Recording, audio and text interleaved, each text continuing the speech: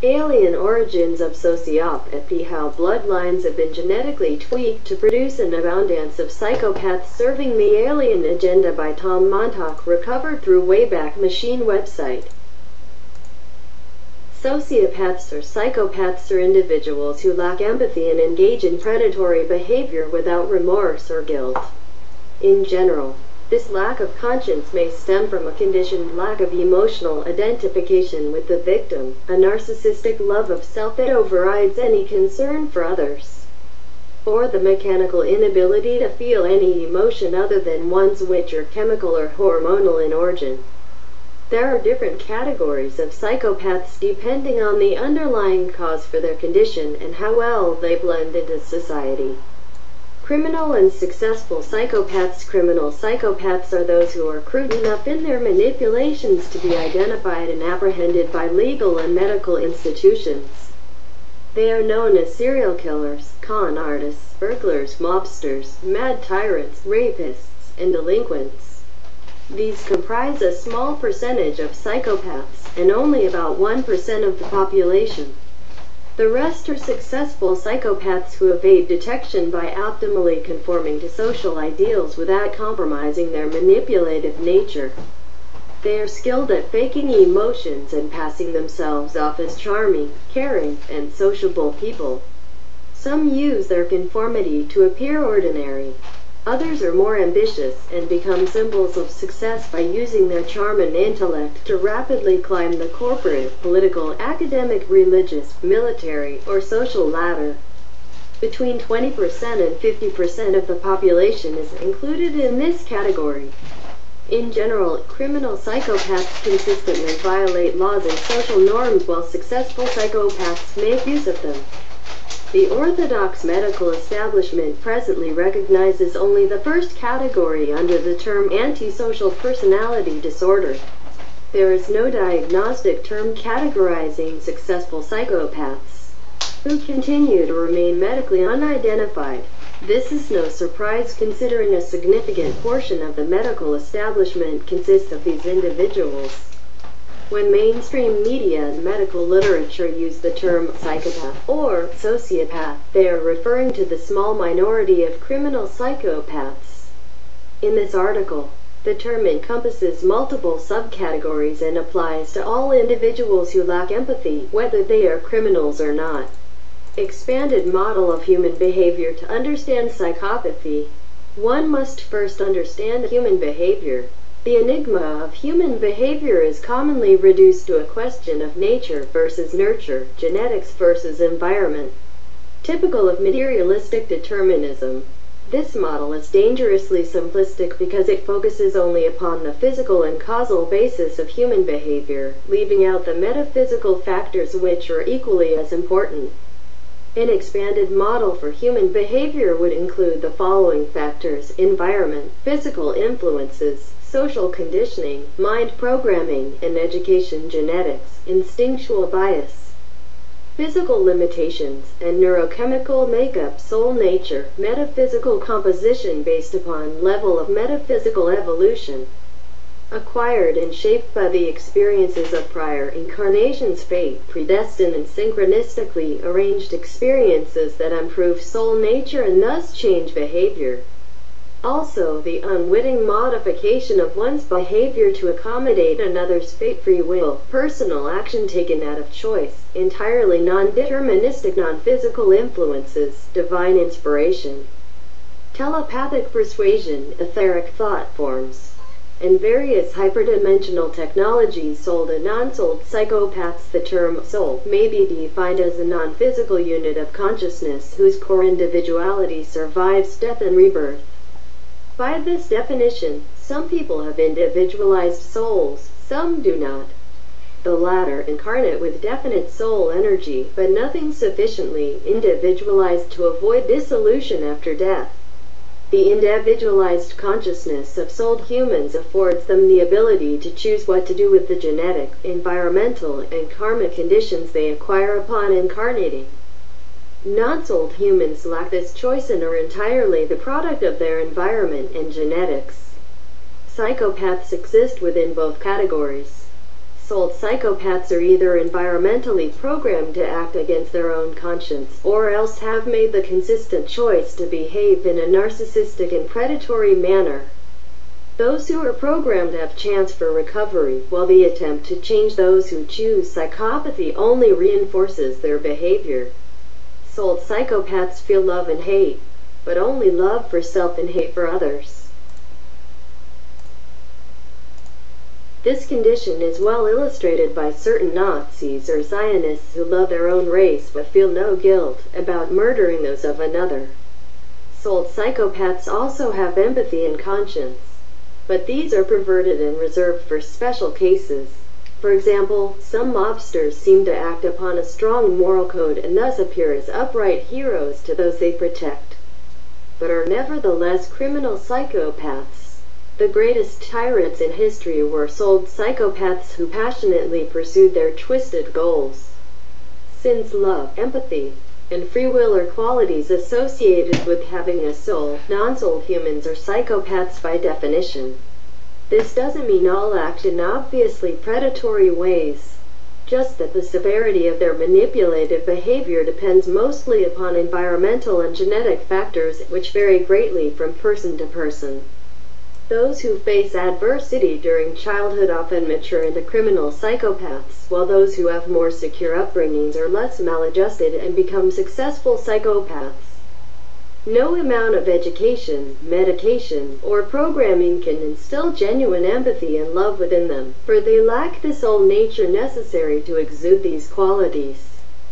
Both souled and non-souled psychopaths display disregard for the suffering of others, while the souled psychopath loves himself beyond everyone else and thus feels justified in exploiting them. The non-souled psychopath freely exploits others because he lacks the ability to love or empathize with anything. Genetic characteristics determine the physical biases, limitations, and capabilities of an individual. A non-souled person will be at the mercy of these characteristics, while a souled person can choose how to utilize them. Souls often select the bodies into which they incarnate, seeking ones which provide the optimal toolbox for their metaphysical needs and best serves their learning agenda or mission. Thus, genetics and soul nature tend to correspond. A non-souled person with a sharp set of tools may, in accordance with environmental programming, use his or her intellectual abilities to deceive and manipulate with perfection. For example, the CEO who manipulated his way up the corporate ladder may simply be a non-souled psychopath who used his genetic gifts to embody the societal norm of material success. Genetic flaws can also result in brain abnormalities that hinder the balanced expression of emotion, a common condition in criminal psychopaths. Chemical and electromagnetic factors can exacerbate these tendencies. The metaphysical significance of bloodlines, because soul nature and genetics are coupled. The metaphysical significance of bloodlines becomes clear. Bloodlines are characterized by concentrations of specific genetic traits passed down through generations. Correspondingly, souled members of that bloodline share common metaphysical characteristics, suggesting that bloodlines provide the physical vehicle for the implementation of metaphysical goals requiring multiple generations to accomplish.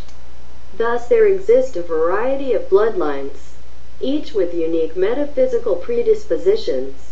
While some are altruistic and noble in nature, others exist to engage in parasitical elitism and are genetically biased towards successful psychopathy. In that case, non-souled members would have a high probability of being actively psychopathic.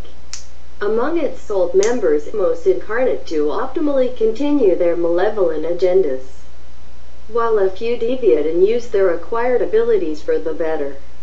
By genealogically tracing bloodlines and correlating them with historical data, one can determine the fundamental destiny of its descendants. For example, it is well known that U.S. presidential candidates with the strongest royal lineage become elected. Diffusion of psychopathic bloodlines due to crossbreeding. Many bloodlines transcend racial boundaries and are not geographically isolated. An exception would be royal lineages where active measures are taken to keep the bloodline pure and geographically concentrated. Nevertheless, the important point is that branches of bloodlines biased towards psychopathy inevitably diffuse into the general population and exist in all races. This implies several things. First, it shows that not only is racist prejudice morally repugnant, but it is also logically flawed because its obtuse criteria falsely condemns the innocent among the hated race and excuses the virulent bloodlines within the favored race. For example, the Nazis condemned the entire Jewish people as subhuman psychopaths when only a few non-Semitic bloodlines passing themselves off as Jews justified this claim.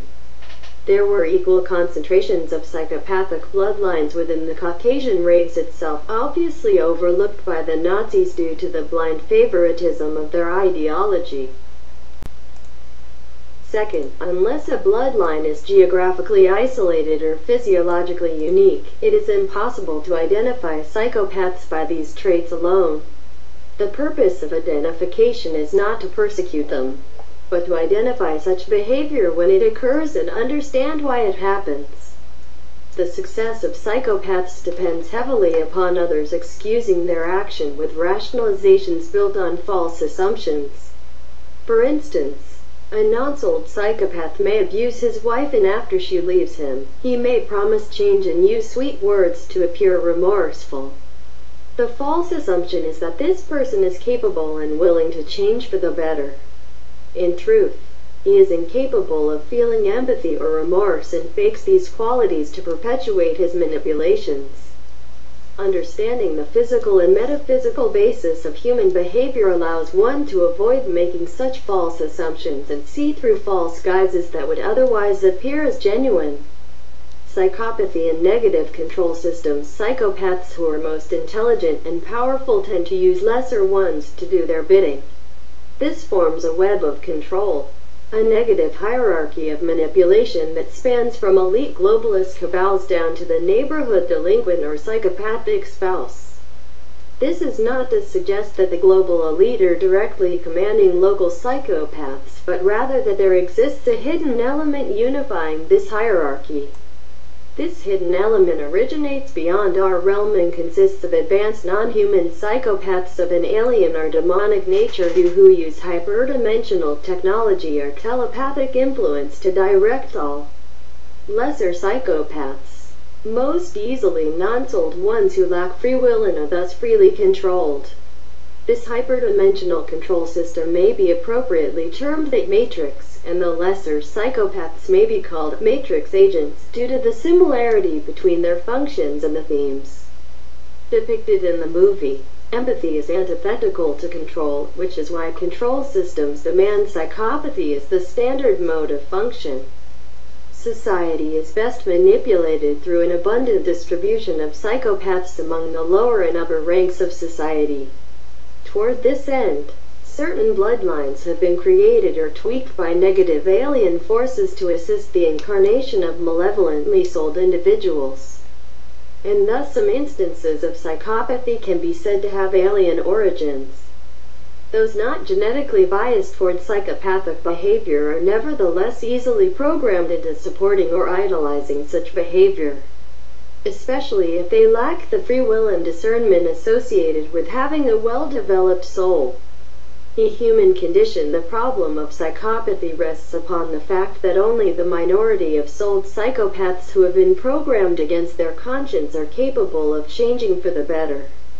The other two categories, non-souled psychopaths and those who choose the path of predation, are in the majority, diffused among the population, and beyond rehabilitation. Their emulation of social ideals and lack of guilt allows them to rise high in society and exploit the masses at large. Our culture's idolization of psychopathic qualities such as egocentrism, ruthless ambition, and superficiality provides warm waters for these sharks. Thus, lack of knowledge among people concerning the prevalence, subtlety, and guile of psychopaths only perpetuates their behavior. Because of ignorance of metaphysical factors, it is commonly assumed that all psychopaths are treatable.